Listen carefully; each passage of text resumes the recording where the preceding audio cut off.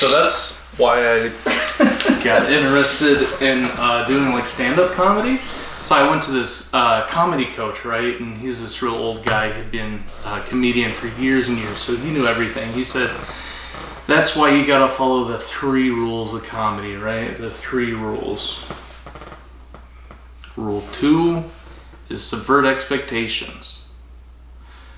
Oh, hello there. Thank you for joining us once again for this, the 120th episode of the Drunk Doctor Who podcast, wherein we discuss the 120th serial of Doctor Who, The Visitation. Hey. Hello, alright, I'm Hatter, this is Holden. If you've never watched one of our Drunk Doctor Who podcasts before, you started at an interesting point. And if you've been watching us, thank you for watching us. Why is this an interesting point, Hatter?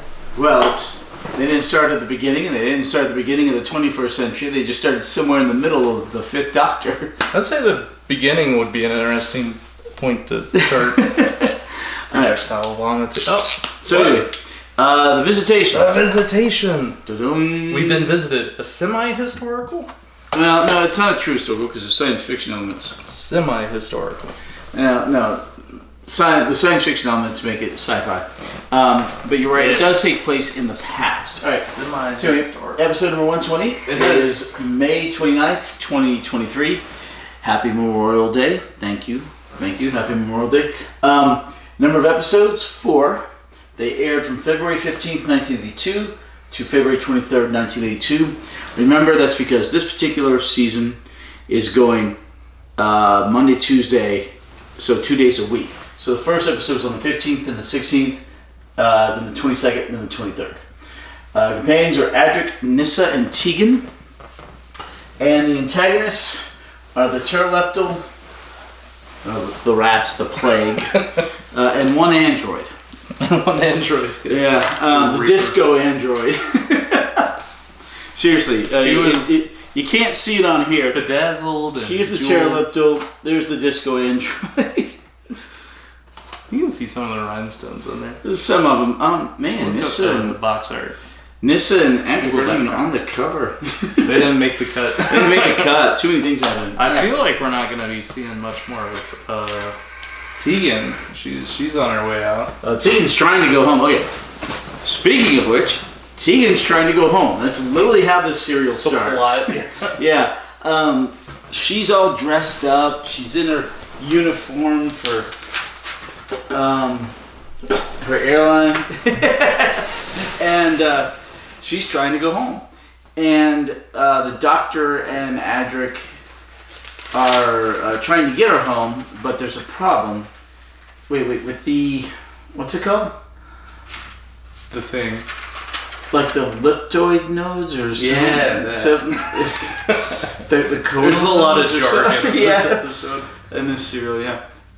So they're having issues with that. Meanwhile, Tegan and Nyssa are off in their TARDIS room, and because the last serial, For the Doomsday, ended so abruptly. Kinda.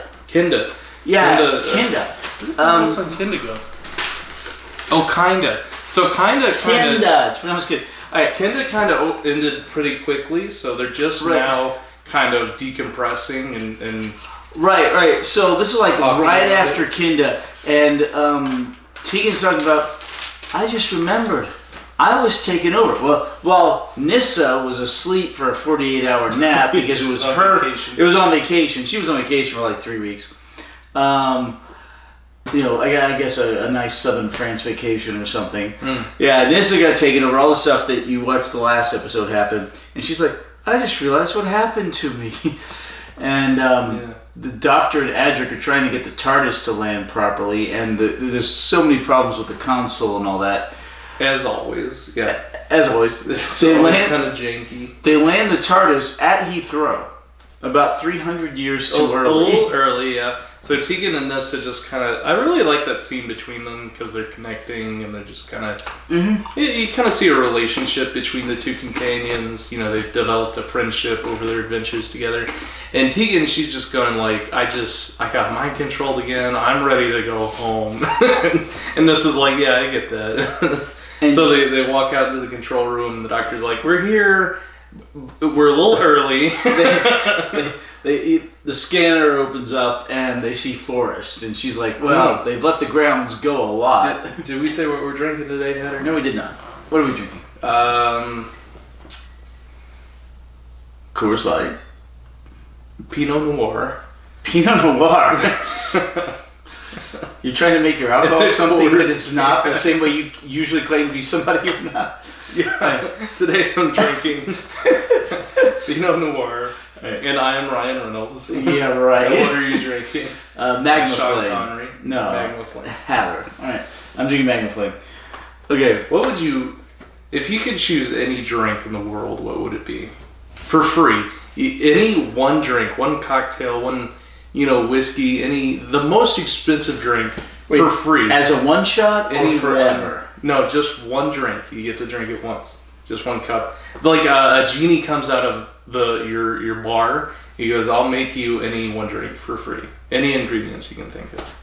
There's like $1 million drink out there? You like with the gold leaf in it. Gold leaf is gross though. Just because it's expensive doesn't mean it tastes good.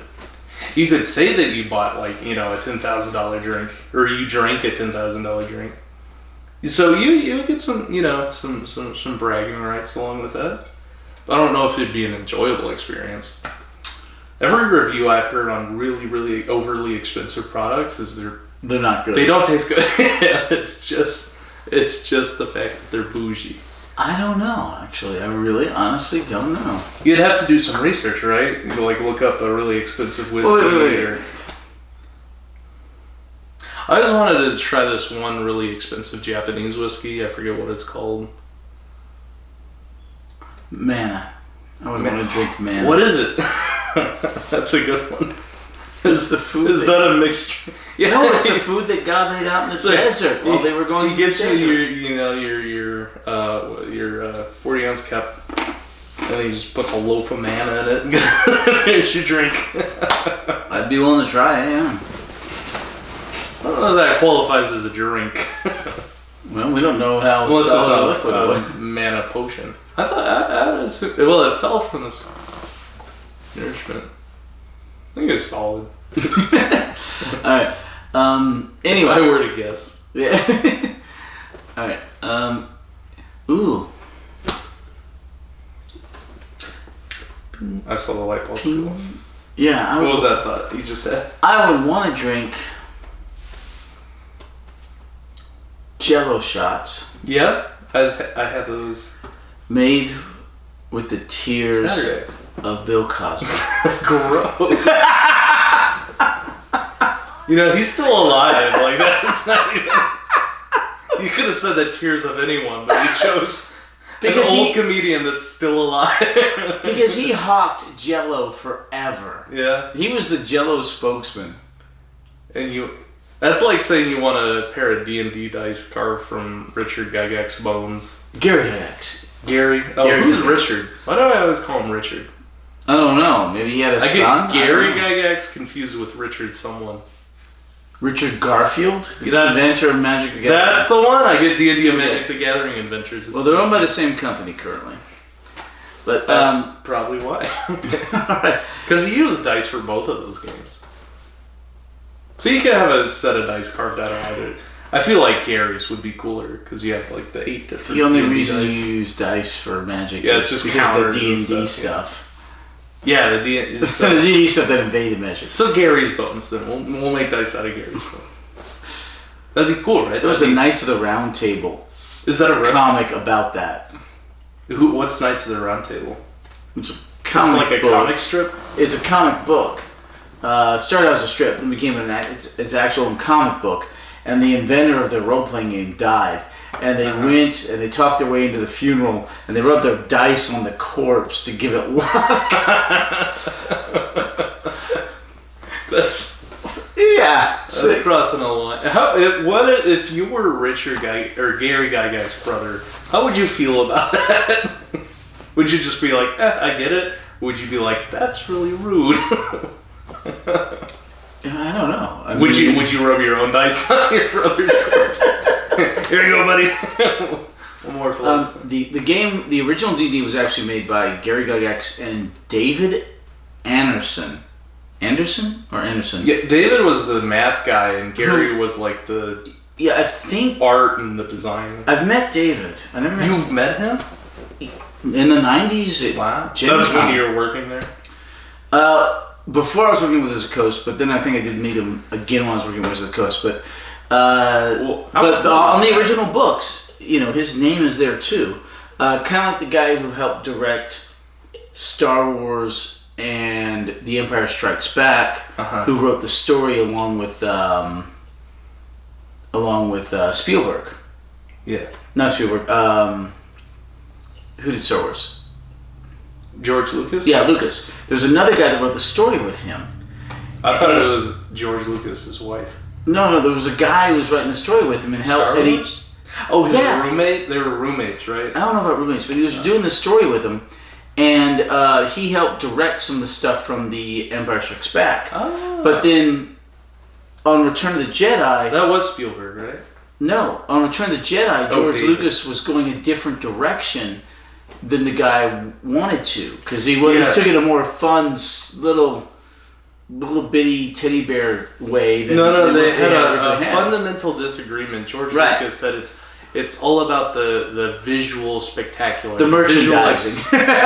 George Lucas was like, it's all about the visual effects. People watch it because the groundbreaking visual effects, and he was like, no, it's because of the story. It's the story arc that people are invested in. So this guy leaves, and I don't know if he gets bought out or just walks away. Mm-hmm. And it all becomes all about Lucas. Yeah, it's the same thing with D&D. Cashed in on that. Same with D&D. The lesser known guy, and he's probably lesser known because he left and walked away or got bought out. So, and then it all became about Gary Gygax, right? 99% of the right. Like in McDonald's, like Bill Gates and Wozniak, right? Right. Or McDonald's, between the two McDonald's brothers and... Not Bill Gates. that stupid Hanyak who took him over.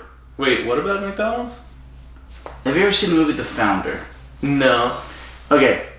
Is that a boxing movie? No, there's... Okay, the story of McDonald's is these two brothers that invented McDonald's. And invented the whole system of doing McDonald's. And their last name was McDonald. Basically invented fast food.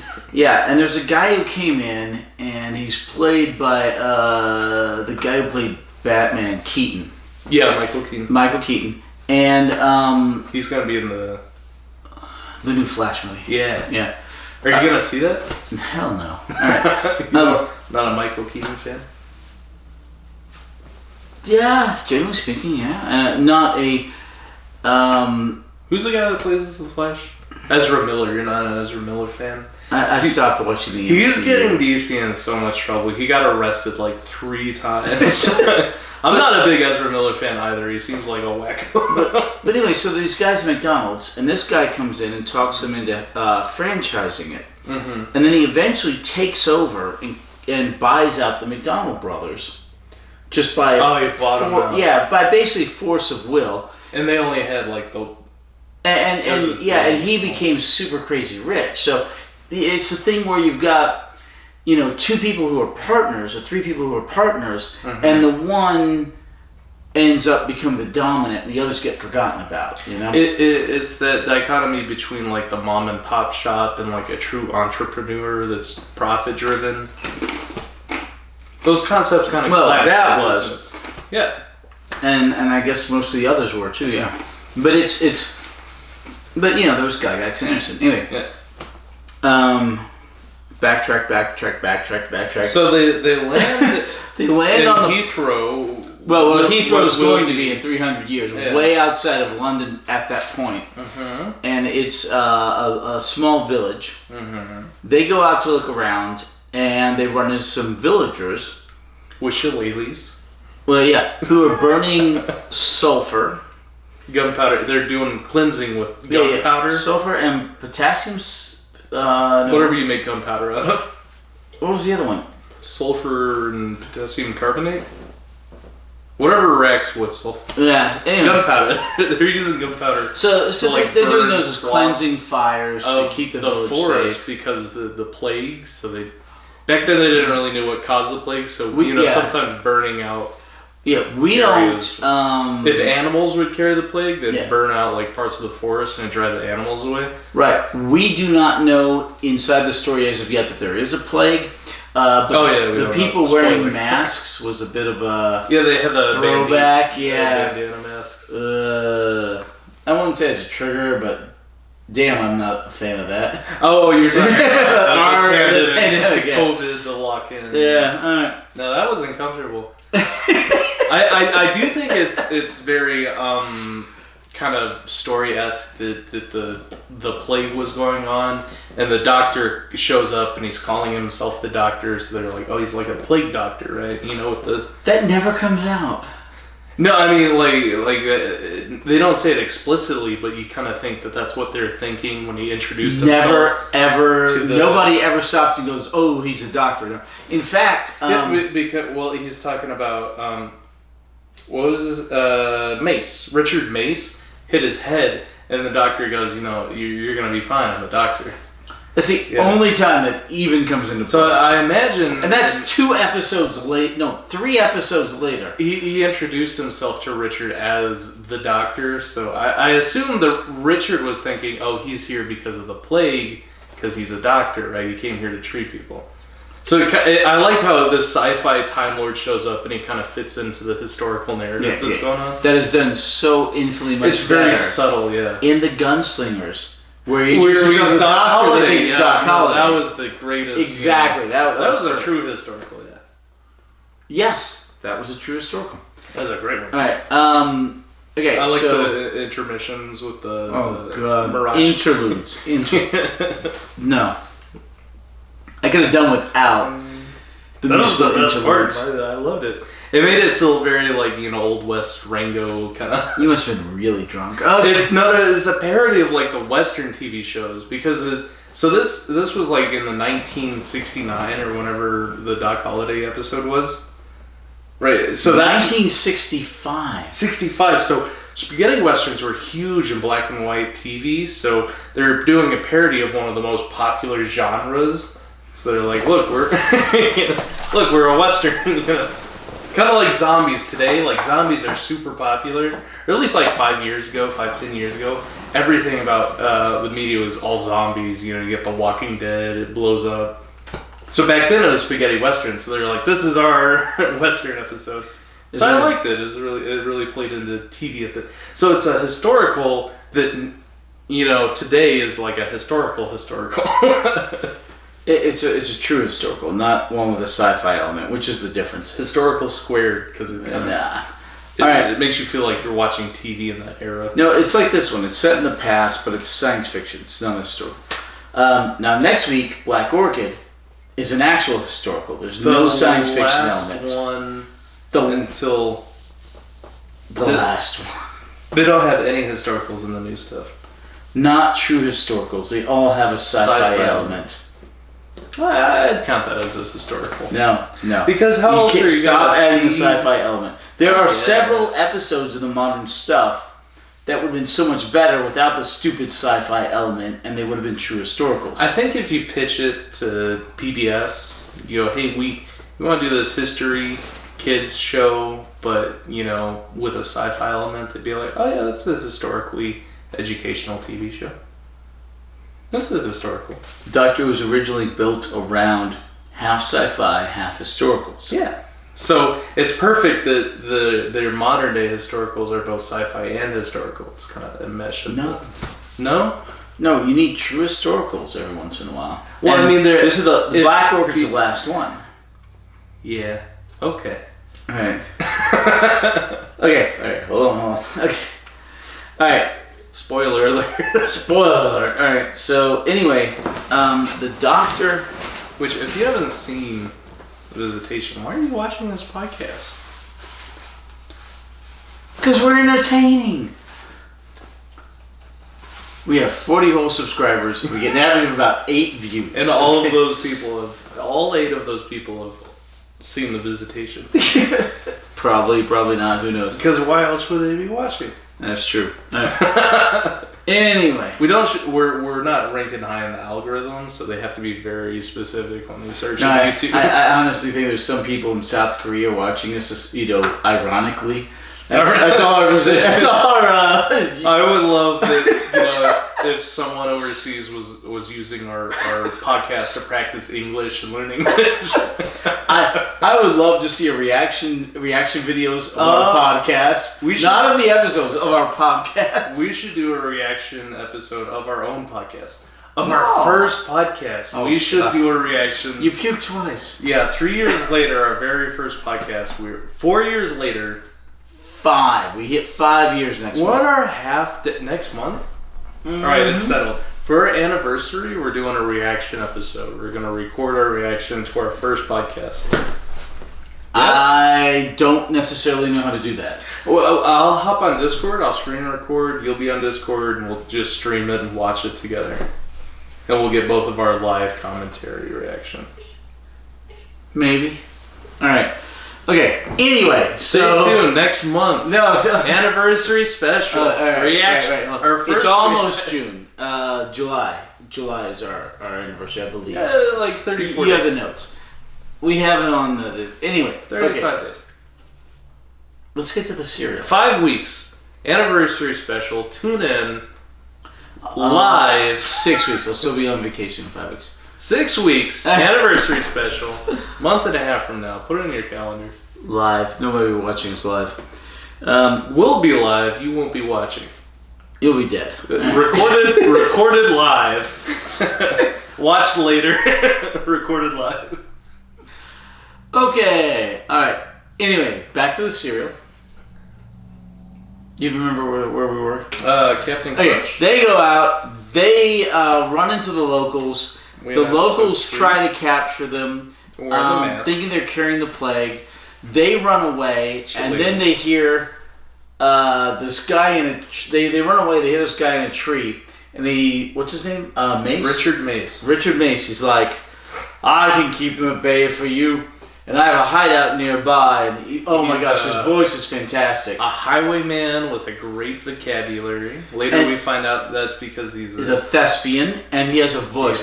He has an... No, that's not right. He has an oratory voice. Yeah, it's very gruff. It's wonderful, and he can carry the stage, and it's magnificent. Love the guy's voice. Huh? Good vocabulary. Oh yeah. So he shoots a couple shots with his flintlocks at the villagers who tried to capture / kill the Doctor and his companions. They flee and go get help. Richard Mace jumps out of the tree, and he takes the Doctor and his companions to his hideout, his base camp, which is a barn. Not owned by him. It was owned by Not owned by him. Yeah, so just an abandoned barn that he's camping out in. The natures of the day have made me intransigent. Yeah, the fortunes of the day have made me intransigent. He has a way with words, very Shakespearean, very poetic. No other word for it, poetic. So anyway, the Doctor... and he has a companion, because he rode in the TARDIS. He's not a companion, the companion slots were filled. Well, he's a companion for just the cereal. Because he rode in the TARDIS. The companion slots were filled. He meets the criteria. Yes and no. I want to take He's not listed as a companion by the BBC, and there were already 3 friggin' companions. I'm going to take it to the fans. Okay. I'm going to take it to the fans. I'm going to do a survey. We're going to have a definitive answer to you think we're actually going to get votes? I'll go to the forums. There are forums. I'll go to the Reddit page. I'll ask them. We'll vote. Digital Spy. Go to Digital Spy. I'll go to Digital Spy. I'll make a post. We'll vote on what the official qualifications for a companion are, and we'll decide if Richard Mace meets that. You can look up my threads. All right. You have threads on what qualifies. On Digital Spy? Yeah. Qualifies. Been on there for a friggin' decade. You have forum posts on what it... Theophilea. On Digital Spy, Theophilea. On what it... the qualifications to be a companion? Dude, I have a thread on there going for 6 years as to the number of episode count between The Simpsons and Doctor Who. showing over the years as the Simpsons keep catching up to Doctor Who. So do you have a forum post that discusses the qualifications of the companion? Yes, I believe as such. Was it voted on by the public, the community? Did they agree with you? No. Was it really controversial? Yes, there are controversies. Who's a companion and who's not. All right. That's heavily debated in the Doctor Who fandom. We're going to vote. All right. Anyway, things like Sarah Kingdom, stuff like that. But in the end, I go by what the BBC says. Seriously, in the end, I go by what the BBC says. The BBC says this person's a companion, and they don't list somebody else. Yeah, I go by So that. they didn't list Richard Mace as a companion? Correct. So the BBC has an official companion list? Yeah, basically. I have to see that list. Where's that list? On their website?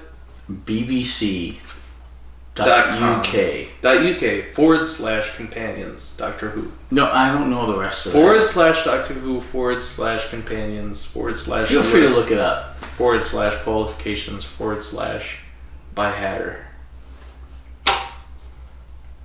/ Game Spy. What was the name? You're taking the piss, man. What was the Are you British? What was the name of At the moment, website? I will be British. I'm identifying as British for the moment. Forum Spy? Digital Spy. Digital Spy. Why is it called Digital Spy? I don't know. Why are you called Holden? That sounds like a website that was popular in the 90s and then died off like Blockbuster and no one really uses it anymore. Is it did you see a decline in the user base of Digital Spy? Yeah, when Chibnall took over. But it had nothing to do with... to other platforms, maybe? It had nothing to do with other platforms. It had to do with Chibnall being Is a Digital Spy a popular platform? Please, leave a note in... Alright, so we're at they come to the barn. They start searching around. They see futuristic technology power sources. Wait, first it's a necklace. Yeah, that Mace has. Richard Mace has the necklace, and the Doctor intuitively deciphers that it is a futuristic technology that wasn't supposed to be on Earth. Time out. We are leaving out the family that got slaughtered in the manor house. Completely. We haven't gotten to the manor house yet. They just that was no. This was you mean earlier in like episode 1. So before the TARDIS arrives, right before the Doctor and the companions show up, the introduction to the serial is this family of 3 in the manor house. 4, the Millers. It's the dad, the girl. Oh, one's a butler. So a family of 3 and Randy. a butler. We don't know any of the other names. Elizabeth. Charles was the dad, I think, and Ralph was the son. Ralph was the butler. Oh, Ralph's the butler. I thought the squire. Okay, so Ralph, Charles, and Elizabeth. And I think the son was later the archer? No, I think he just died. But it's not explicitly shown. The butler for sure died. And I guess we're assuming the rest of the people in the household died. Essentially, we see... Okay. Family of father, son, daughter. Mm-hmm. Father's drinking, son's not drinking. It's medicinal. It's medicinal. Hey, it's medicinal. Everything. Have more medicine. All right. Anyway, so the father's drinking, the son is not drinking. The daughter, the father's like, there's a draft. And the daughter sees the lights in the sky, which are apparently the spaceship coming in and burning up. So it was. So they also happen to be lighting off. So there's a fire. They use a clip of fireworks for that. At first I thought it was a falling star. And then I saw the clip of the fireworks. And I'm like, oh, it's fireworks. And then she starts talking about it. I'm like, oh, it was a falling star. But they're just using the clip of fireworks because, And for the first 2 episodes, I kept going back and forth. And I'm like, was it a falling star? And then they talk about the spaceship that crashed. I'm like, oh, it was a falling star. So anyway, there's a butler, Ralph. Ralph brings... new candles. Yeah. Ralph brings, I forget what they call it, portobello or something weird. The wine. He's bringing the medicinal alcohol. Right, but they call Charles. They call it something weird. And so then this creature shows up. We're in the creature's first-person perspective, so we can't see the creature. We're seeing what the creature sees. Shoots the butler Ralph. And then the father and son are fighting it, and they think they've actually killed it. And then another one comes in. Oh, that was the pterodactyl. Do you think they killed it? The fourth one? Yeah, because there were 4 that survived the landing, and then 1 died, so the 3 left. So we have 3 on-screen. Do you know our death count for this? Wait, hold on. Seriously? Yeah, 6. 3 on-screen, 3 off-screen.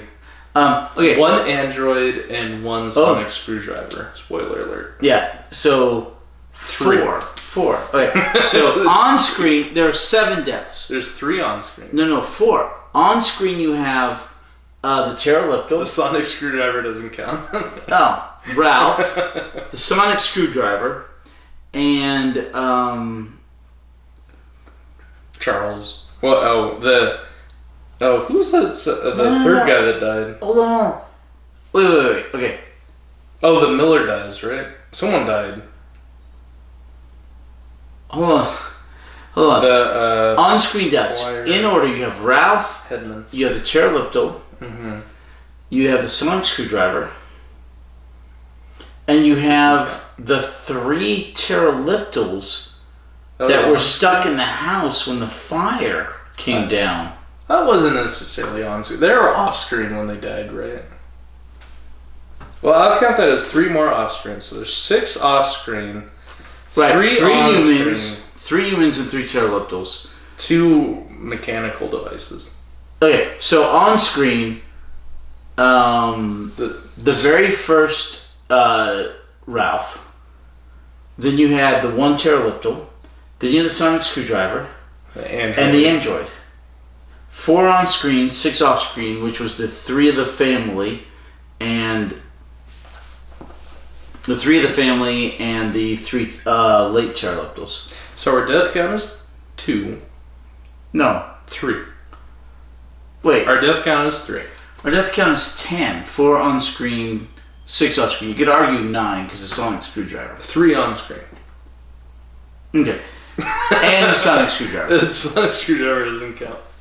What? He said I feel like you just killed a very old friend. He feels like. We didn't even count K9 when he died on screen, did we? I don't remember. I don't think I count Daleks along with the death count. I think you may have occasionally. Yes. I put them in a separate category, like I do with the on-screen, the off-screen deaths. So I'll do on-screen, off-screen, and I'll do Dalek deaths because they don't count.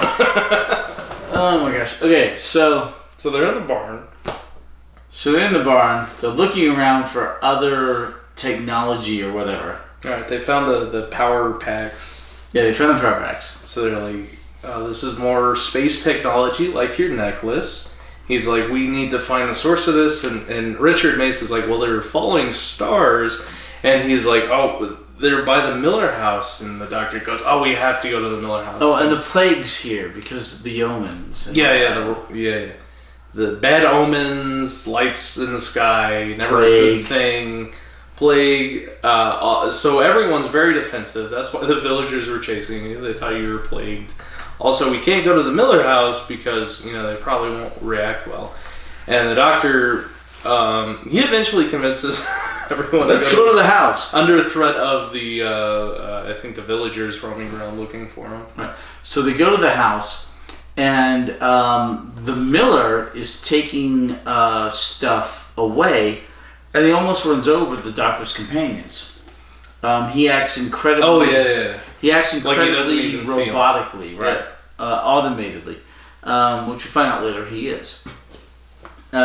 He's a robot. So the doctor is trying to get into the house. He's knocking on the front door. Yeah. And there's no answer.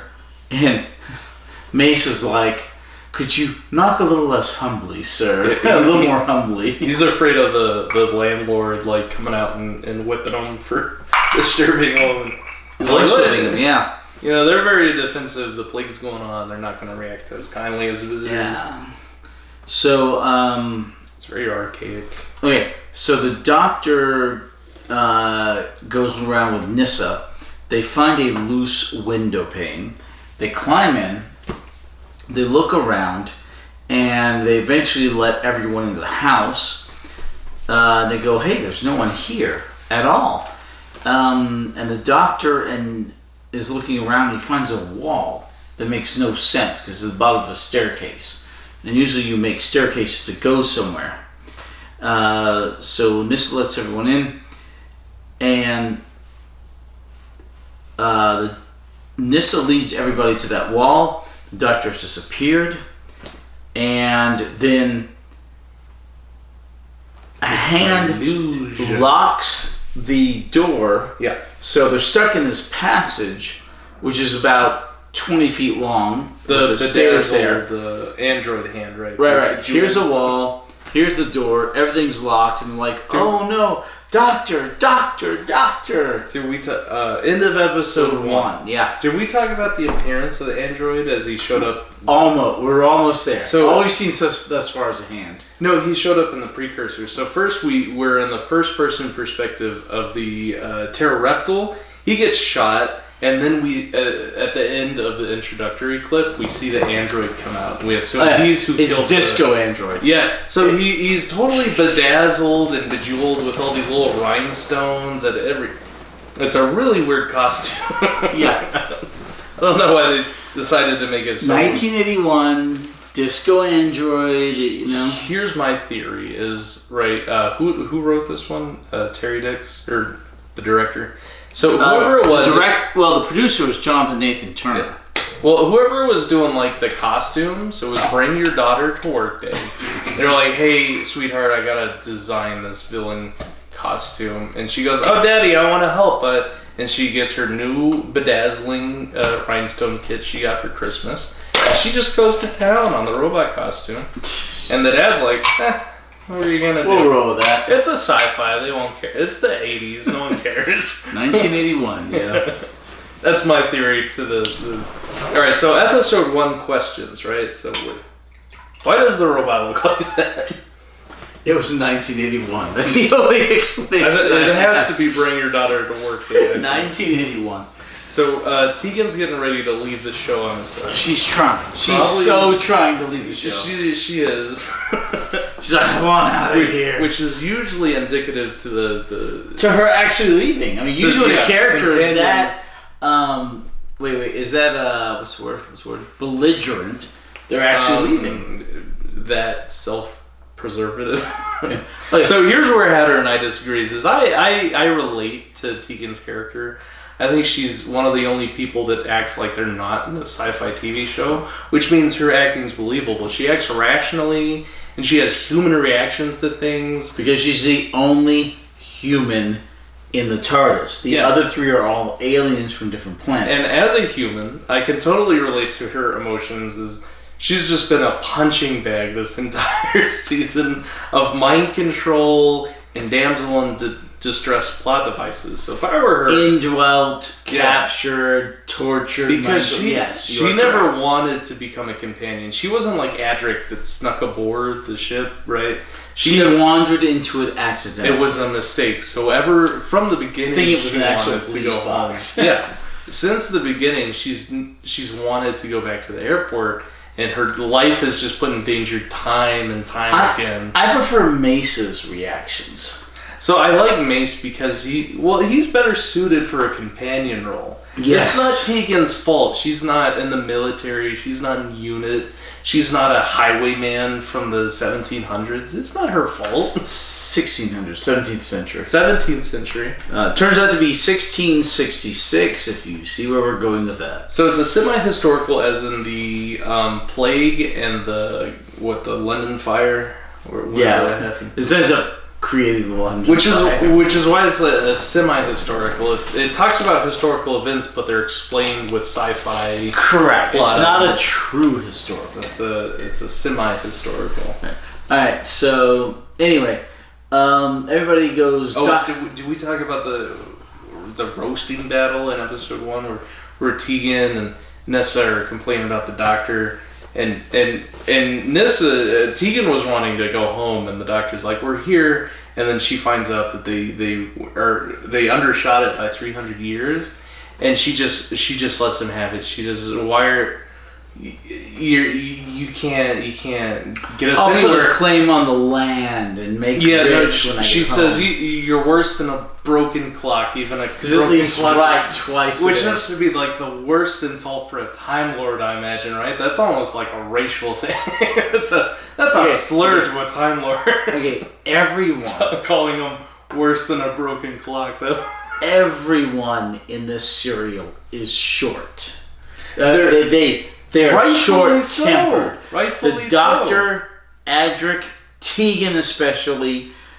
I think the only one that keeps a level head is Nyssa. She's royalty. She keeps poise. Yes, she specifically talks to Adric about how she stays calm, and he's like, "How are or maybe that was Tegan and Nyssa. Yeah, when they're in episode 1 when they're hugging, she's like, "Yeah, I've been trained for this kind of stressful situations." Right. Nyssa. Anyway. I like Nyssa because she listens to the doctor. She's competent, and she doesn't complain all the time like Tegan. Yeah, she very much keeps a level head. She's more of a passive person. I want to say she's more of a peacekeeper.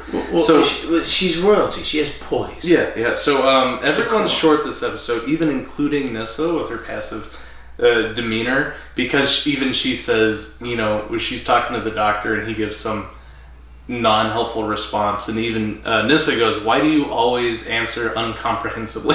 Why do you never give a comprehensible reply?" But it's infinitely less than the others. Yeah, but even she's annoyed at the doctor, and the only reason the doctor's short this episode is because he's in the wrong, right? He gets annoyed at Nyssa piloting the TARDIS better than he does. That's the only reason he's short. No, not Nyssa. Or Adric. It was Nyssa. Nyssa piloted the TARDIS. No, that was Adric. No, it was Nyssa. That's why it is short. He's upset that Nyssa piloted the TARDIS and he couldn't, and so he was very short because he's in a bad mood, because he's also short with Tegan, because Tegan was complaining about the risk that she had undertaken by accidentally becoming a companion, and the doctor complains that she's too, high-strung. I think the doctor was the least likable character in this serial, which means I'm not a outside of the antagonist. I thought the antagonists were more enjoyable on screen than the doctor. Davison so far is not my favorite doctor. Well, he's not mine either. He's somebody's, but he's not mine. Okay. End of my questions for episode 1. I just had the rant. Okay.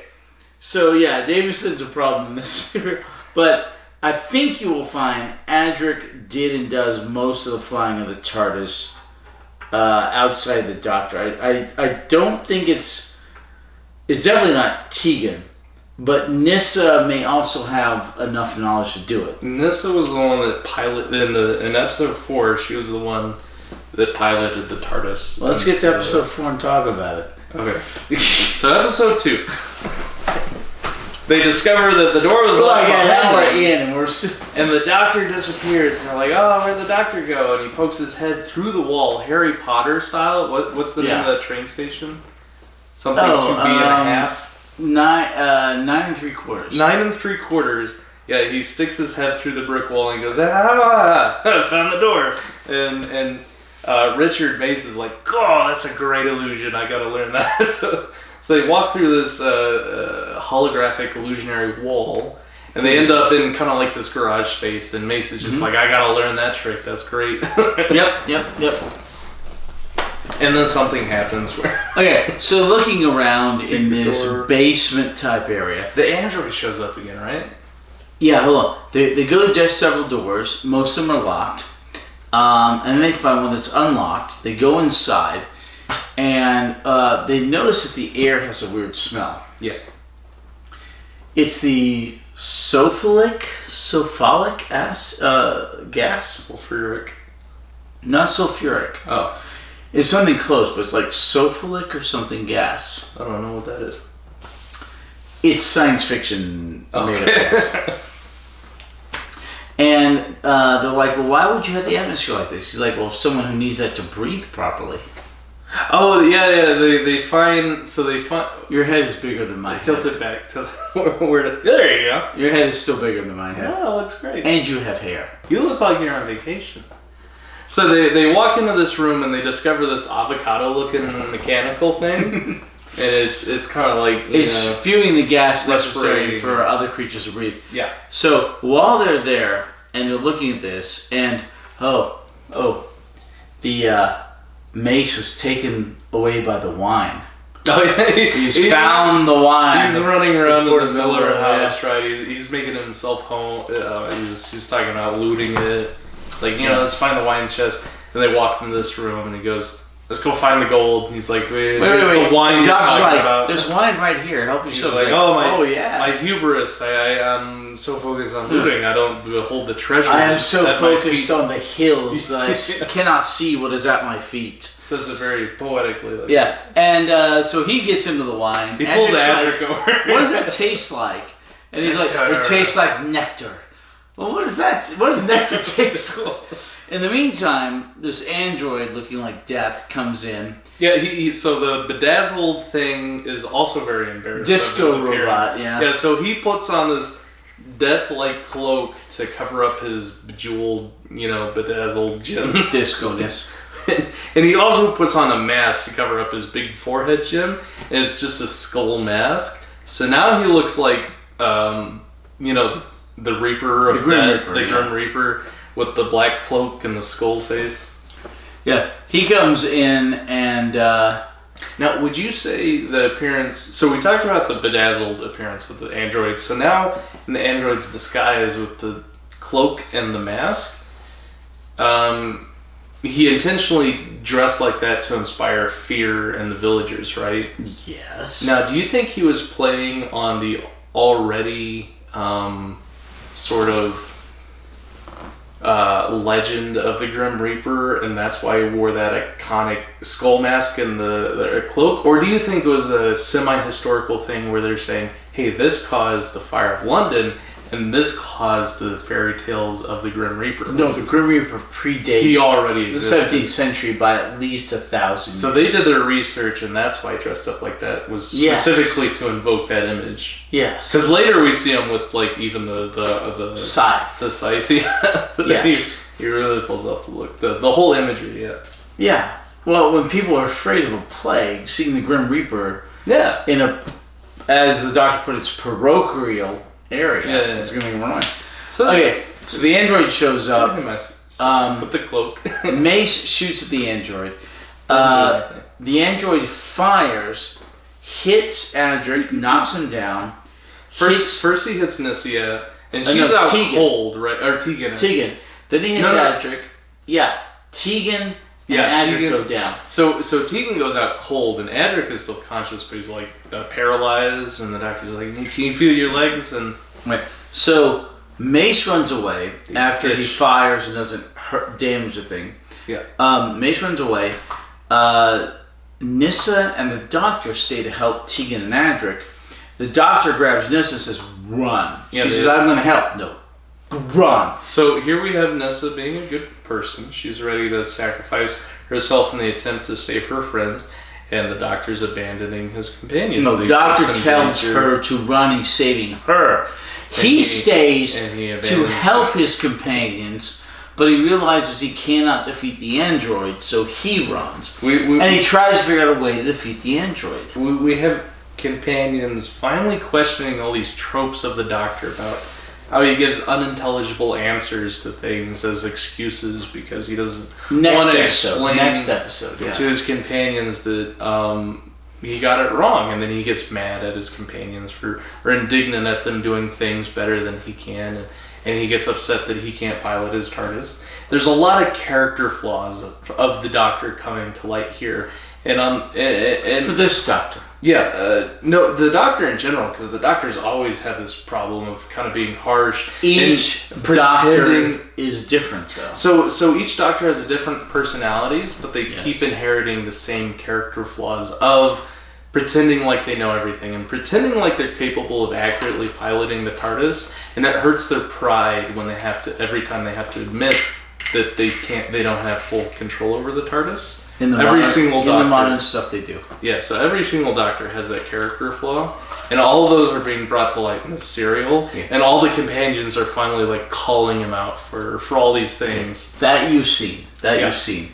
In the modern stuff is different. He can accurately pilot the TARDIS. So that's what I'm saying is my frustration with the Doctor in this episode is sure his personality changed with the regeneration, but I'm not seeing the Doctor's character develop. He still has the same flaws. So I'm excited that the companions are finally calling him out on those character flaws, because it feels like the precursor to the Doctor's character growing. We'll see. That sounds like it's not going to happen. It sounds like you're saying he's going to stay exactly the same. No, I think you're reading a little too much in. But to be fair, I cannot argue against it at the moment, be it due to the show or due to alcohol. I can make a more cognizant argument against it later on. I've always had the same complaint with the Doctor, no matter who's playing it, except Troughton. I love Troughton, but he's always been a frustrating character, right? A very stubborn character. That's always been his character flaw. And Tom Baker is that he's stubborn. Tom Baker was great, but he had that same, stubborn, indignant kind of. But it was a charismatic stubborn. It was much better than the rest of them. Not as charismatic as Troughton. That's it. I love Troughton. All right. We've got a limit on this battery, so I'm not even going to... Alright, so episode 2. Okay, so... Android shows up, cloak. Android shows up. The Doctor, Mace, and Nyssa get away. Adric and Tegan are shot, stunned, and captured. Grab some more beers.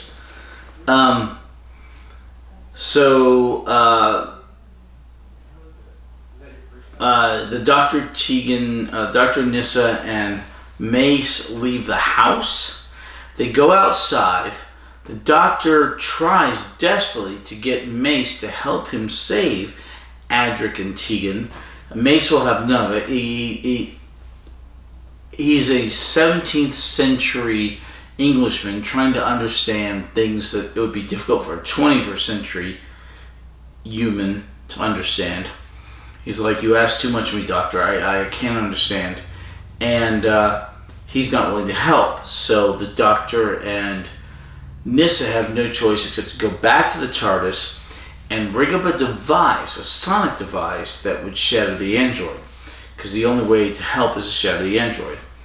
They leave the house, the manor, and Mace sees this edifice, this structure.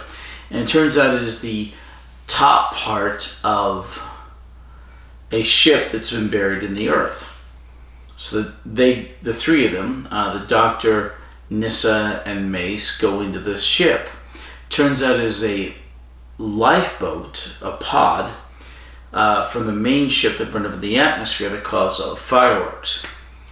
And the Doctor's like, oh, this terrassal. What's it called?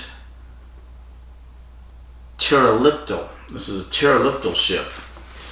But it's been stripped apart. So the Doctor's like, yeah, the parts are back in the manor. Mace cannot understand why it's bigger on the inside. Why he once again says it poetically, elegantly. The Doctor's like, well, yeah, that's the way it is. In the meantime, the android has taken Adric and Tegan into an inner sanctum down in the basement of the manor, and in that room is all the scientific equipment that was taken out of this escape pod, and we get to see our first pterodactyl, and it's pretty mangled up, like from the crash or whatever. And it's asking about who the Doctor is, and Tegan and Adric are kind of on this table, kind of bolted down or strapped down. And who's this man? Well, it's the Doctor. okay, he's not of this world. Where does he come from? And Tegan tries to give some nonsensical answer, and he's like, you are being stupid. She was being foolish, but he said stupid.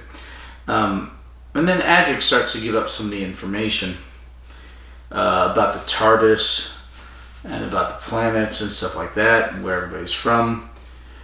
Next thing we know, Adric and Tegan are put into a basement cell. The android puts them there after the pterodactyl gets all the information out of them, and then they're trying to escape. They manage to eventually break some of the boards free from the manor, crawl out into the hallway, make their way through the manor to try and escape. And then they get to the same window pane that was loose that the doctor and Nyssa had crawled into the house from. And right as they're doing that, they set off alarms, and the pterodactyl, who we never found the name for, he's just called pterodactyl, his race name, but he doesn't seem to ever give his name, sends the android to pursue them because of the alarms, and Adric gets out, jumps out the window, but Nyssa is captured. End of episode 2. Well, recaptured. End of episode 2. So episode 3, Nyssa gets dragged back down into the basement. Pardon me. Thank you. Do you have any questions for the end of episode 2? Intermission? Alright, great time to talk about our sponsor, the BBC. We have no sponsors. This is what is this? This is a book given to me by a friend. Oh, sweet. And I haven't read it, but What's their name? Shout out to... Rachel, I believe. Oh, I was trying to put you on the spot. Like, do you remember who gave you the figurines? We should display those. You ever display those? We have displayed them. Have we? Oh, well, yes. We should put them on camera when they're. They don't come up until the next. Yeah, like the picture up here. Whenever their episode comes up, we should put them up here like that. Okay, this is during the 10th Doctor. Yeah. So during. It's a long ways from now. We're on the 5th I'm just Doctor. talking about the future. Okay. We're on the father-in-law of the 10th Doctor. Cool. Wait, say what? The father-in-law. Okay, see the 5th Doctor? 2 more generation? Yep. Alright, 5th Doctor. His daughter married the 10th Doctor. Oh, you're talking about the actor. Yes! Yes, the 5th Doctor is the father-in-law to the 10th Doctor.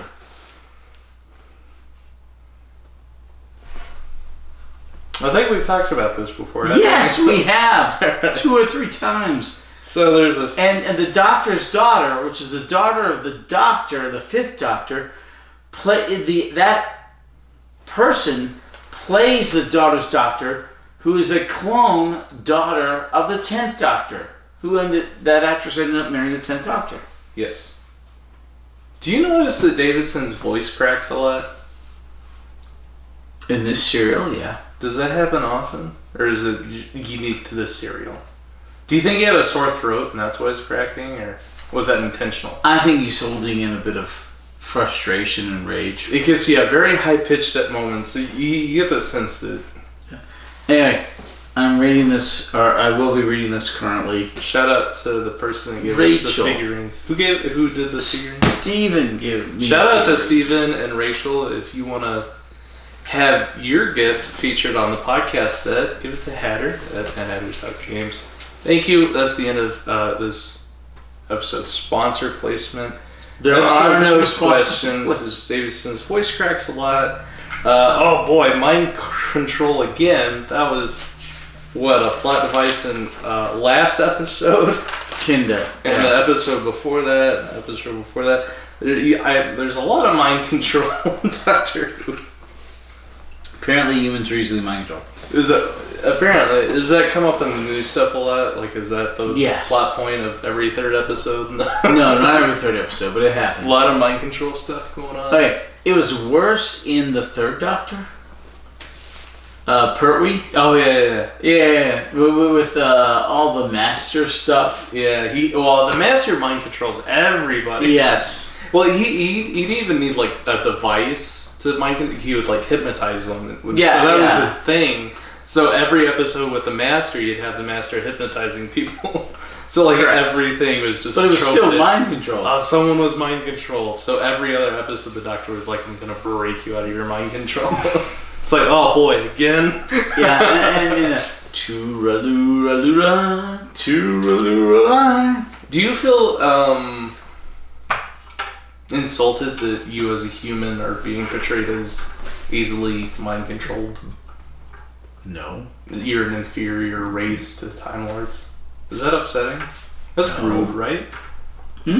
Is someone making a make-believe fantasy world and saying, we suck as a species? No. We're dumb and easily mind controlled, and other people in the universe complain about us. It's basically the plot to every sci-fi ever. Think about like the Vulcans. Every sci-fi race is better than a human. No. Okay. No, I am not insulted by this, and no, not every sci-fi race is insulted by you. Is better than humans. They're better at doing things than humans, even the aggressive ones. Have you ever seen have like Star these Trek: The Next Generation? broad spanning. I mean, in Star Trek, there's not a big barrier to entry on being a species. Like, there's a tar puddle that's considered an alien. Yeah, but there are a lot of and that thing was a lot dumber than we smarter than human. The tar puddle. We are nothing if not persistent. I remember there are a lot of species in Star Trek. Jean-Luc Picard and this tar puddle being locked in this battle of wits.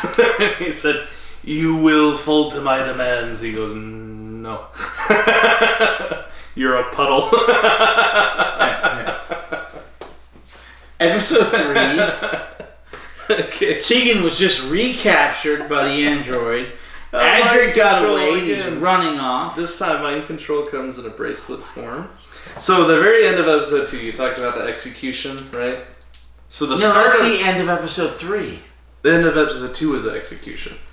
No, the end of episode 2. The end of episode 3 is the rat cage being opened. And the Doctor goes, "Oh my gosh, fight against right. it." So the end of episode 2, the Doctor was recaptured. Okay. And they're about to be executed as wait. And then the Miller comes in. The end of what episode was, I hope you understand I've surrendered. The locked door? No, I hope you understand I've surrendered. That wasn't the end of the episode. So it ends. Episode 1 was the locked door. Episode 2 was the execution. This could have been 6 episodes. Episode 3 was the rat cage, and episode 4 was Grapevine of London. Oh, Grapefire of London. Grapevine of London. I can't read my. We live here. It's a fine. We're fine. That's an R, not an N. Okay. Touch that R up. There we go. I can read it. Gosh, I could have sworn one of the episodes was Tegan surrendering.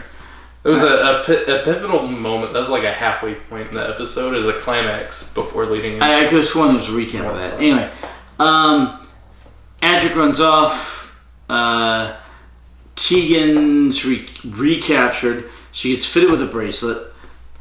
She's now a slave as the other people are slaves as they send those people out. Some of them to the pod, the escape pod. Yeah. Are you doing this? Are you going to talk about the execution? We're getting there. Okay. So the Doctor and you've got this one. What? You've got this one. Oh, cool. Do you need a refill? Well, I've got it right here. Oh, okay. All right. Finish episode 2. This is not a complicated serial. Okay.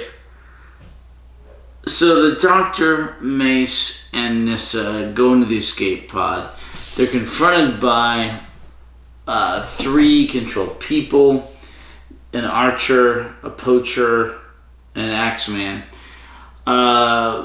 They escape into the pod. They shut the door. They're fired at by the Axeman. In the meantime, they blow an escape hatch on the pod and they escape. Man, I swear this is episode 3. Alright, so they're running around.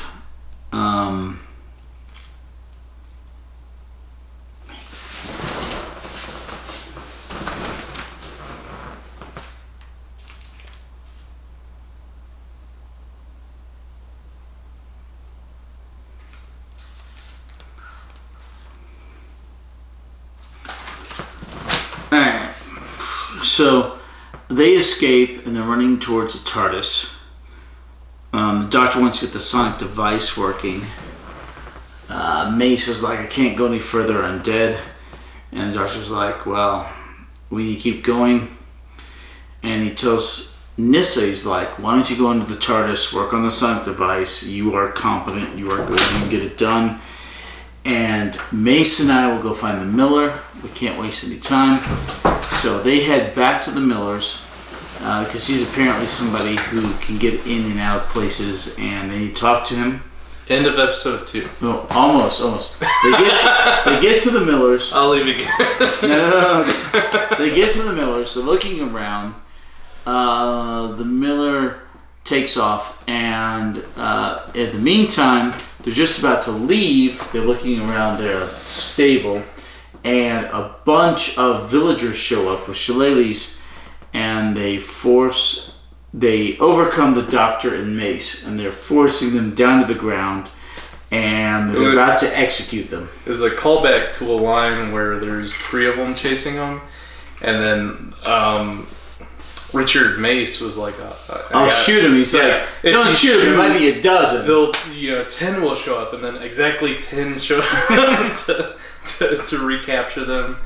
And so Mace again pulls out his guns, and they bum rush him. They're overcome. Yeah, a whole bunch of people, and they grab them, and they put them to their knees, and there you go. You're plague infected, and the Mace is like, you jest, sir. Yeah, I have crazy. Not the plague. Yeah, I have not this. And then he goes, you carry the sign of the plague.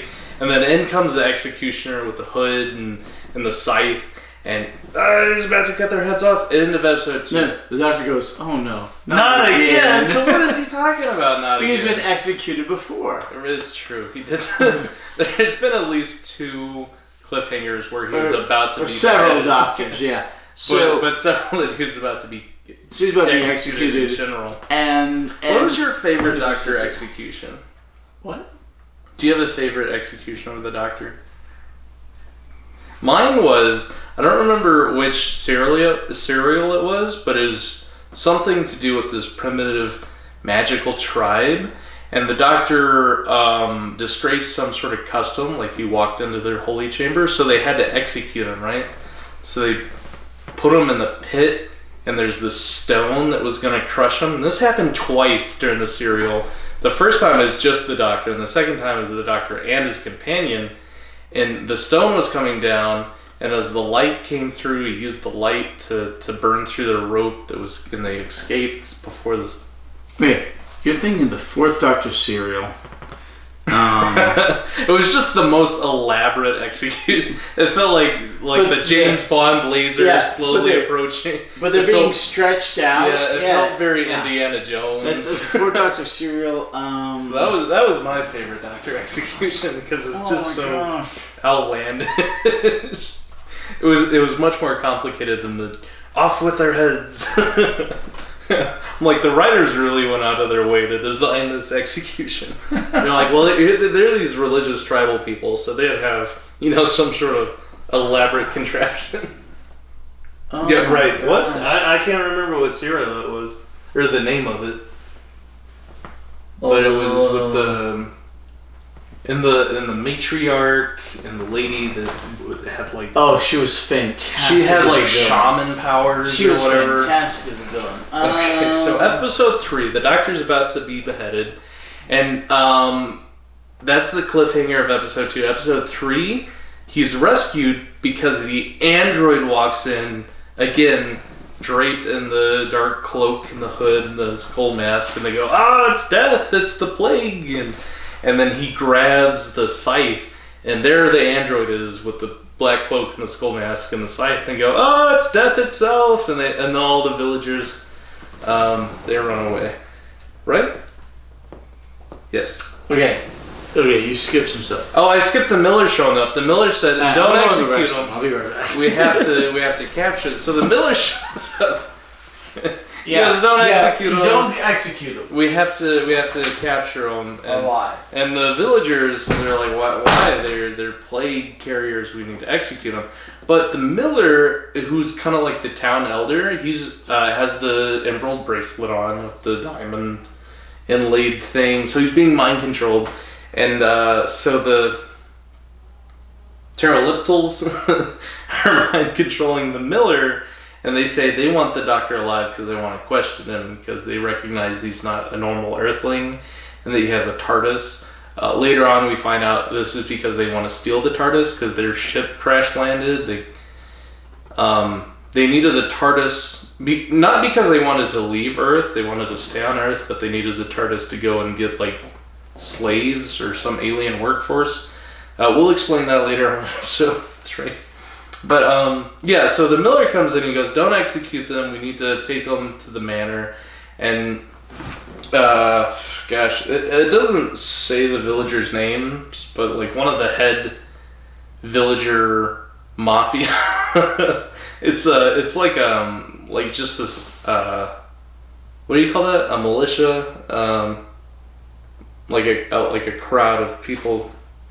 Anyway, he's kind of like the head honcho underneath the village elder, and he's okay. So the Miller comes in, he goes, "Don't kill him. We need to capture him." And the second in command guy is like, "Well, why? They have the death plague." And the Miller says, "No, we need them alive, and I can't explain, but go lock them up." So they go and they put the Doctor and his companion in.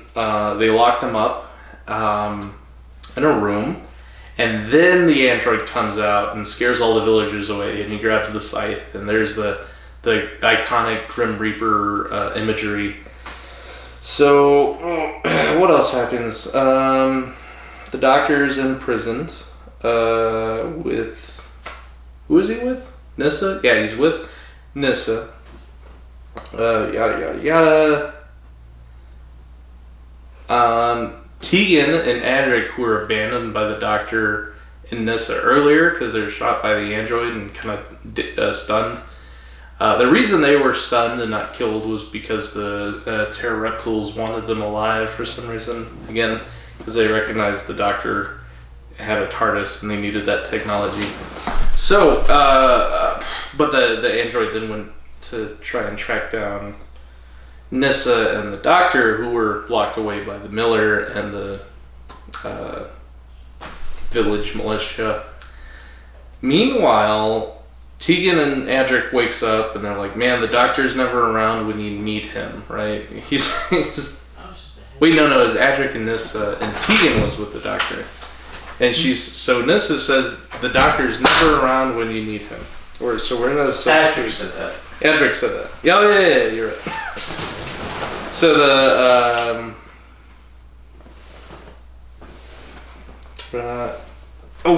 So the android, after he scared away the Miller and the villagers, he grabs the Doctor and Tegan, right, and he takes them to the Pterodactyls escape pod to be questioned by. It never really says the basement.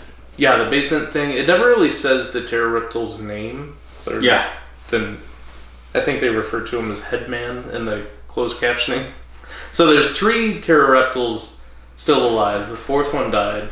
Well, it was shot by the defenders of the manor. They're shot by Charles and Charles' son, and maybe Elizabeth. and Ralph. They gave her Ralph just died. Ralph died. But they gave Elizabeth the rifle, yeah. So there were originally 4 Pterodactyls. 1 died, so there's 3 Pterodactyls. Most of them on the ship died. And the 1 android. Yeah, those were the 4 on the escape pod. There were 4 Pterodactyls and an android on the escape pod. The rest died on impact. One of them died in the house raid. So that's why they've been using the armored android to, run around. Disco robot. So that's why it kind of turns into a Scooby-Doo episode, because they don't have any armor. They don't want to risk, being shot. And that's something the Pterodactyl talks about with the Doctor. He goes, I'm not a warrior species. And so they only have the 1 android. So that's why that's why it had to abandon Nyssa and Adric to go after the Doctor. Yes. But it also didn't kill them because it didn't know if they were... Its main prerogative was to capture the Doctor. And it did. So it brought the Doctor and Tegan back to the basement with the Pterodactyl to be questioned. And the Pterodactyl questions the Doctor. And eventually the culmination of this conversation was, do you see my face? It's scarred. This is not normal to my biology. And the Doctor goes... So not only the Doctor and Tegan, that was the Doctor and Mace. The Doctor and Mason. So Adric and Nyssa were stunned, and they were left behind by the Doctor, Mace, and no. Tegan. Tegan and Adric are stunned. They're left behind by Mace, the Doctor, and Nyssa. Oh, no, okay. Okay. They go off. Yes. Tegan and Adric manage to escape the basement. They wake up. Adric gets out. Tegan gets recaptured. She goes back, Nyssa, and she gets banded with the bracelet, and she becomes a slave, and she's working on the stuff. In the meantime... Why do we drink when we watch complicated sci-fi shows? Okay, in the meantime... Is this the entertaining part, or is this the frustrating part? Yes. Alright, in the meantime, Adric It's like, eat a spaghetti dinner, right? And then throw it up, and then put all the spaghetti strands back in the order in which you... What? It's complicated. Okay. Ooh. Alright. Well, Nyssa's in the TARDIS. Adric shows up. Give me a better... What's the word? Analogy or simile? Give me a better analogy than spaghetti being put in order after throwing it up, after getting in order of the strands that you ate it, in terms of trying to describe a sci-fi plot while being intoxicated. Exactly, I gave the best one possible. You did not. That was the best possible... The best possible analogy off the top of my head, because it's going to take you a while to think of a better one. My apologies for the length of this episode. Moving on. This should not be this long, but episode a long 3. shot. So Nyssa and Adric meet up back again in the TARDIS. Okay. Yes, Adric and Nyssa in the TARDIS. Nyssa's been putting together the sonic device to kill the android. Adric shows up. The Doctor and Mace are together, and those two get captured and taken by the android to the manor and get introduced to the pterodactyl. They get introduced to pterodactyl. Doctor's like, I want to help you. I want to take you back home. Did you say pterodactyl? I did. And he said, I want to take you back home. He's like, oh. It's like, look at me. Do you know why the...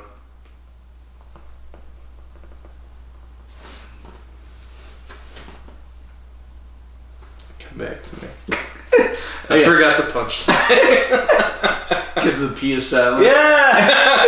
Do you know why you can't hear a pterodactyl pee? Because the P is silent. You go to the bathroom. You can't hear a pterodactyl go to the bathroom. Because the P is silent. Okay. Alright, so anyway. Doctor tries to help the pterodactyl.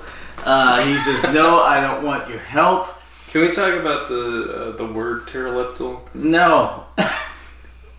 Reliptal sounds like a transliteration of the word reptile. And it is a reptilian race because it has fins. It looks very aquatic. But then you have the first part of the word, which is terra, meaning earth. So it's called an earth reptile is their race. So they're very aquatic in nature. It's this reptilian race with like fins. You are right here. And the main one we've been talking about is missing an eye, and he's kind of disfigured. Yeah, and they're about to have that conversation. On this side. Yeah. And the doctor's like, left side. Well, there's only one place where you could have gotten that. And he's identified these people as prisoners. Okay? From the planet. From the prison Raga. Raga, 3 A's. Yeah. Do you know how many Y's are in Kashyyyk? 3. 3 Y's in Kashyyyk. Why? It's a different language. Why? We're translating it into English. Also, how do you know that?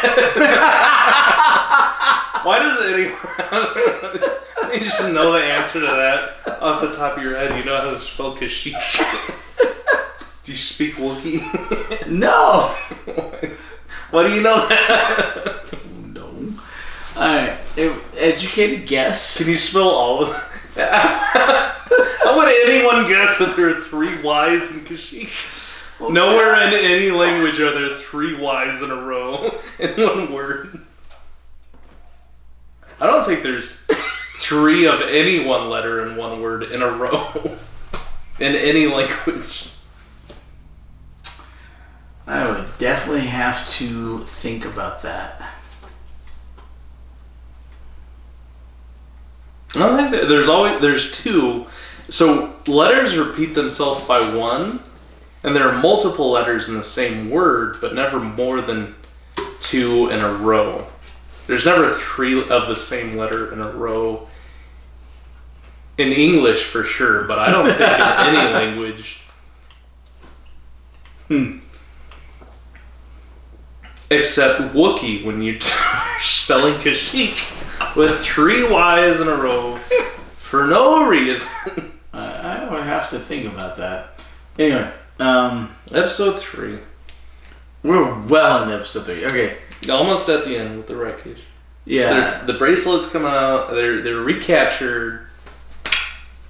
Bracelets. We're long past that. Okay.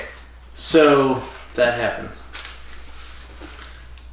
Oh my gosh, where's the end of episode 3? So they're recaptured. The Doctor and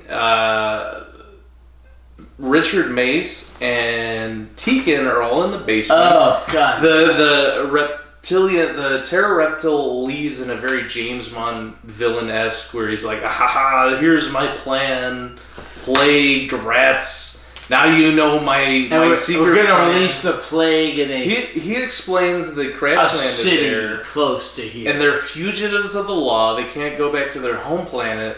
So instead of going back to their, finding a different planet to where they can just blend in, they're like, we're going to terraform and genocide the entire race of this planet. Right. Like, he's given the choice by the Doctor to go to any planet in the entire universe he wants to. It can be as far away as he wants from the prison.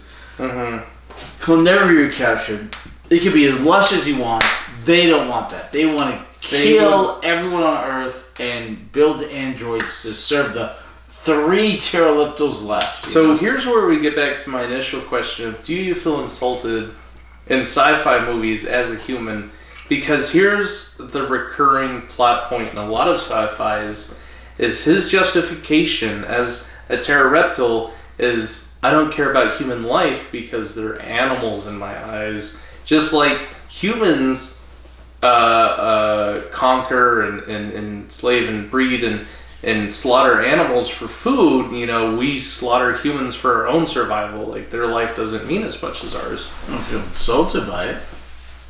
You're looked at every sci-fi. There's a sci-fi trope that humans are a lesser life form.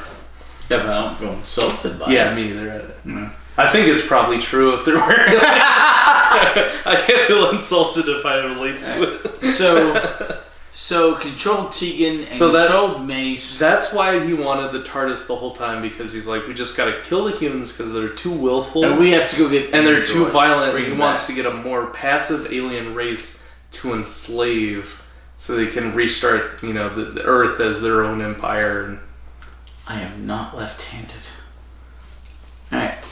Are you taking notes? No, but that was my left hand. Alright.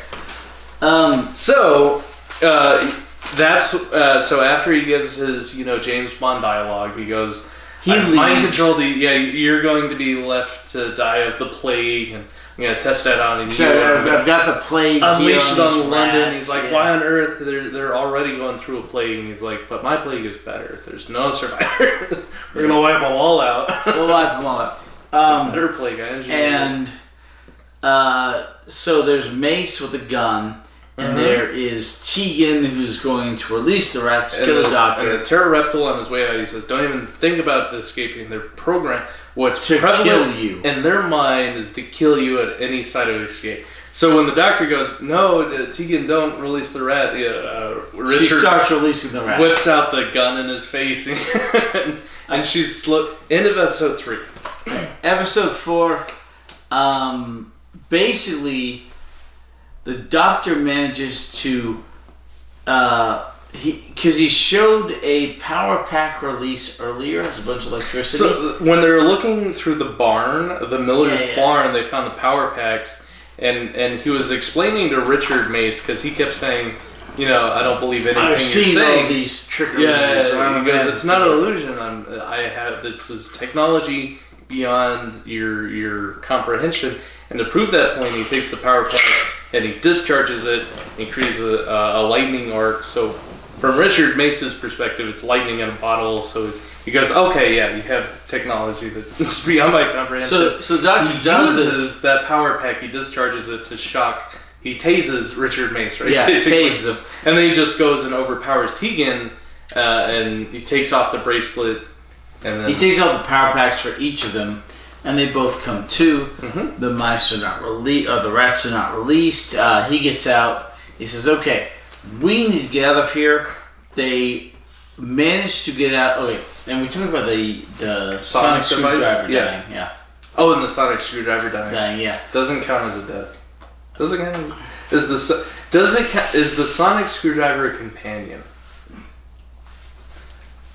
I don't want to even get into that. If it's not a companion, then I can't count it as a death. I don't even want to get into that. Because for it to count as a death, it would have to be a companion. But it's not a companion. So like if the TARDIS died, is that a death? I mean, I don't even want to The TARDIS didn't die. Okay, sonic screwdriver is not on the death count.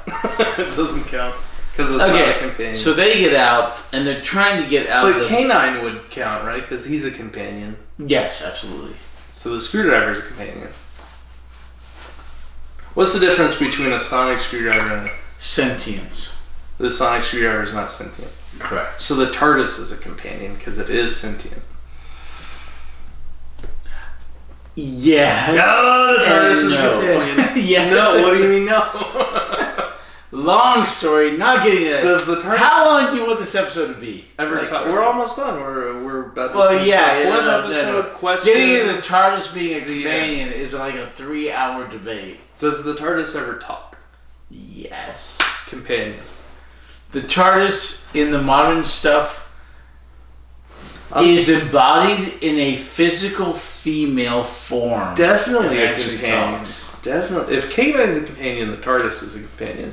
All right, I'm going to go on to Digital Spy. The TARDIS, to be a companion, you got to write it in the TARDIS. How can the TARDIS write in the TARDIS? I'm going to... I mean, seriously. There you go. That seems like a weird loophole. But I can't overcome your logic. Like, I'm going to go on the Digital Spy. I'm going to survey the community at large, and they'll vote on it. And we'll come back next week. Or actually, we'll come back with an anniversary special where we react to our first podcast. I don't know. I throw up twice. I don't know about that, but possibly. In 5 weeks. So episode 4. Alright. Episode 4. What's the difference between a sonic screwdriver and the sonic device that Tegan was given by the Pterodactyl? The screwdriver is a lot more versatile. The device was basically meant to just shatter a physical form. It was a conversational point where the Pterodactyl destroyed the Doctor's sonic screwdriver. And then he pulls out the sonic device and goes, I have technology similar to your own, or whatever.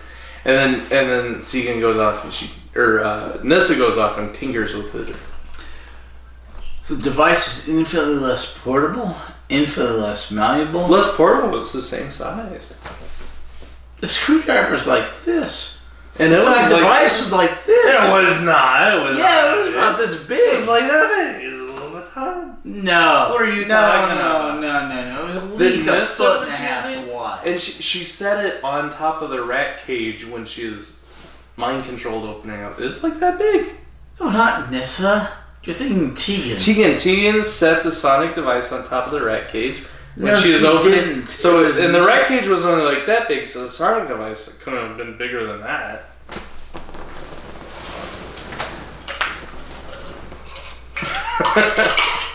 So, all you watching at home, drink, please, okay?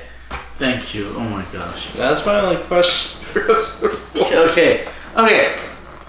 Doctor, Mace, Tegan get out. They're in the manor. They're trying to get out of the manor. And then Adric, who ran out, got captured, but escaped because the android was trying to defeat them. Ran back to the TARDIS. The android tried to get in the TARDIS. Adric attacked him. The android managed to get into the TARDIS. They didn't lock the door. Right.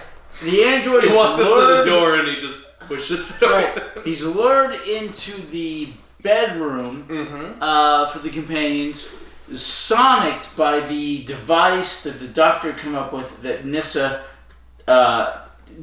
developed. That's the big sonic device. Right. So what's the little baton that the Pterodactyl gives to Tegan? Alright, hold on. I thought that was also a sonic device.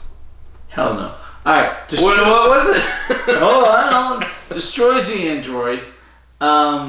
With the sonic device. So hold on. The wagon one.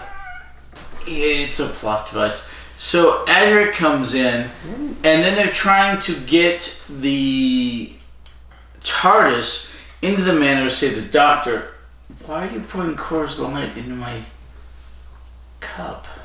Because it was empty. I have magma flame. Oh. Okay. Now you drink that. I'll get a new cup.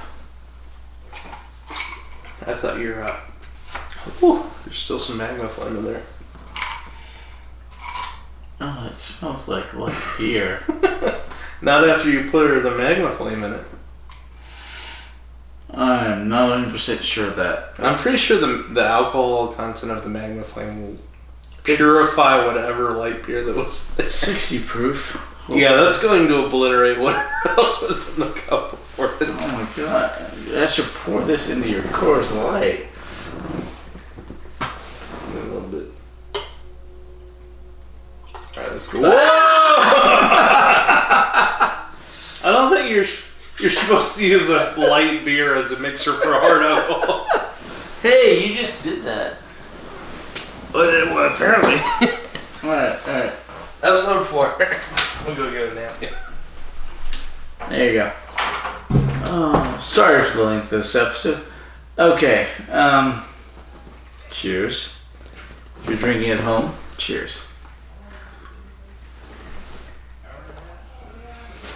Okay, so Adric and Nissa managed to get the TARDIS into the manor. The Doctor, Mace, to be fair, enters the TARDIS, and Tegan. They take the TARDIS to London because they figure out that's the city that was alluded to that the rats are going to spread the plague in. And they track down the home base of the Pterodactyls. The Doctor and Mace and the companions go in. They confront the Pterodactyls. Stop that.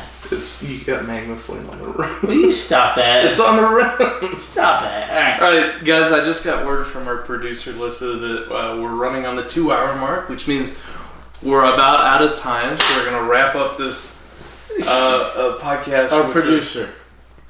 Yeah, they told us I've we're been running out of time. telling you we've been running long this entire second episode. And our ad sponsor only pays for so much production ad value. Sponsor? Rachel. sponsored this podcast. No, she didn't. And she only paid for so much she production value. Sure she did. She sponsored it with the donation of a set piece. So let's wrap up episode 4 here, our recap. Where were we? Hold on. Okay, so the Doctor, Mace, and the companions in London go into the baker shop. What was the name of the baker shop? No. The street is listed. It's Potter Street. Pudding Street. Pudding Street. Yeah. So they go into the shop. They confront the Terliptals, the 3 of them. Do you know why it was called Pudding Street? No. So the town, if it was a mall, Pudding Street would be like the food district of the mall. That's where like the bakeries and stuff were. Is that correct? And do you know why what caused the fire? Well, according to hold on. Okay, we'll talk about that after. Okay. So the Doctor confronts the Terliptals. He has a torch given to him from the fire, but it's already been explained earlier that oxygen combined with their soliptal or whatever it is, their avocado, is very combustible, and the torch ends up igniting hay in there. And then one of their... Yeah, they make him drop the torch. Right, and then one of their incendiary devices, one of their guns is about to go off, it's about to explode. So the Doctor gets everybody out of there, except the Terliptals, who are overcome by the humans. And the Terliptals' eyes and everything are exploding in the fire. Specifically their eyes. Yeah, and this starts... And everything else. This starts the Great Fire of 1666. In London, surprise! Apparently. It's a historical about the Grim Reaper and the Great London Fire. And sci-fi elements, so not true historical. And the Doctor and his companions go away in the TARDIS. Mace stays behind to help fight the fire because he is done with the Doctor's life. No, that's too fast for him. And his catchphrase was, I can't accept this, I don't understand. so he wasn't cut out for the companion role because he was very comfortable in his timeline. And the Doctor was already endangering other people, so he, although there have been much more that guy at peace. There have been much more ancient characters to play companions. Like, but they don't stick around for very long. Katarina, correct. Don't stick around very long. So Mace was pretty wise in his decision. I mean, to be fair, although to be fair, our Scotsman, Jamie McCrimmon stuck around forever. He was earlier than that, and he stuck around for like 3 seasons. Early Doctor Who companion. Him and Sarah Jane Smith, I feel like, correct, are some of the 2 most popular companions we've seen. And Jamie McCrimmon has the most episodes, I believe, of any companion. Overall, even the new stuff. Yes, but he has much more episodes than the old stuff. Okay, what are your questions for episode 4? What's the difference between a sonic screwdriver and a sonic device? What is the difference between the sonic device that Nyssa engineered to fight the android and then the device that the Pterodactyl gave to Tegan in the rat plague that she set on top of the rat cage? Okay. The sonic screwdriver is a much more elegant and delicate device that can do many more things. The sonic device was made by Nyssa, not Tegan. Right, Nyssa. They're 2 different devices. Nyssa had the sonic device, and then Tegan had a device that the Pterodactyl gave her, and she sat on top of the rat cage. I thought it was also called a sonic device, and it had something to do with the rats. What was that? I think you'll find that. Was it a gun that he gave her? What did he give? I think you'll find it's not. But anyway, so the sonic device that Nyssa made was more an EMP device, just like a single pulse. A little bit of it. It's a bit. It also damaged the TARDIS. Slightly, yeah. But the sonic screwdriver doesn't damage the TARDIS. Not normally, because it's a lot more precise and delicate. It's much more a scalpel as opposed to Bone saw. An axe head, yeah. Alright. So the Doctor was upset with Nyssa for accurately piloting the TARDIS. So at the very end, where the TARDIS shows up in the Miller Manor, and the Doctor's very annoyed, and we're led to believe that the Doctor is annoyed at Nyssa because she was able to accurately pilot the TARDIS, and we kind of get this he feels a little insecure. That's what the interpretation I got from it, because she shows up and he's all annoyed. She's like, "I did it," and he's like, "Yeah." The Doctor is incredibly prickly in this. I don't think she piloted the TARDIS. I think it was Adric, but he's annoyed at Adric piloting the TARDIS, and he's annoyed at Nyssa for creating the sonic device he told her to create to defeat the android. Who came after millennials? Gen Z. You know what Gen Z says? Bet. They say bet. You know what that means? That means no cap. No cap? What are you talking about, no cap? No cap means no lie, and bet means for sure, man. Bet. Wait, what the hell are we betting on? The Nyssa piloted the TARDIS, not Adric. Adric helped repair the TARDIS, but Nyssa was the one that piloted it. And the Doctor was annoyed. The problem is I think it was done in conjunction, so I don't think either of us would win. I think Adric helped repair, Nyssa piloted. I think it was done in conjunction. I don't think either of us would win. I don't think it's a bet I can win, so I'm not going to take it. So the TARDIS shows up. Cheers. Alright. The TARDIS shows up. We're past that. And the We're Doctor done. is upset. We're done. And the impression I got was he's upset at Nyssa because she did something he couldn't. He's just upset at everybody. He seemed insecure, right? I feel like a lot of character flaws came out in this episode. Well, for everybody. No, just the Doctor. No, for every friggin' body. Just the Doctor. Alright. Do you have any other questions about this? About episode 4? Or the serial as a whole? The Great Fire of London. Do you think that happened one dark night when we were all in bed? Do you think that Miss O'Leary left a lantern in the shed? That's Chicago. And the cow kicked it over. And then she winked her eye and said, "It's going to be a hot time in the old town." Alright, London was 1666. So we're talking about the cause of the fire that started on Pudding Street.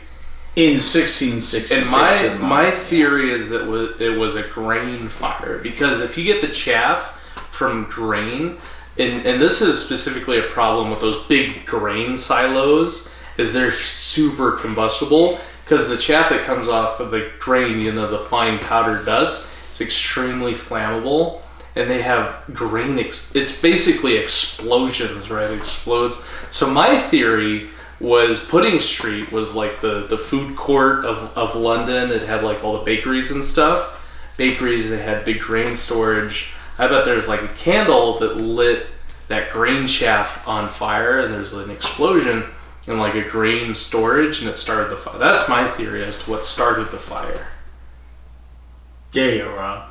You think I'm wrong? You don't think that's what started? What do you think started the fire? The London fire? According to this, Doctor. You think it's? I think you're wrong. All right. So we're here. We're there. We're about to do Black Orchid. The main group's there. We're finally catching up to the last historical, and the very last true historical by Hatter's definition. Well, no sci-fi element. So next week we'll do that, and then Earthshock.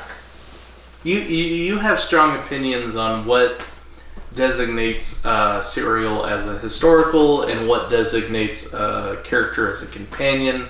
How have you come across these standards of Doctor Who storytelling? Like, where did you set up your system of judgment on what makes a companion, what constitutes as not a companion?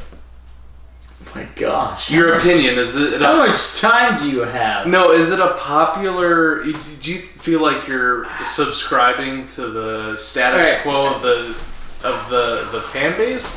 Or do you feel like you have a unique opinion on what constitutes a companion or what constitutes... It's more or less the combined fan base. So you feel like you agree with the majority of the fan base? Generally speaking. On definitions? With a few exceptions, but yes. So what is it that you don't agree with the fan base as a majority?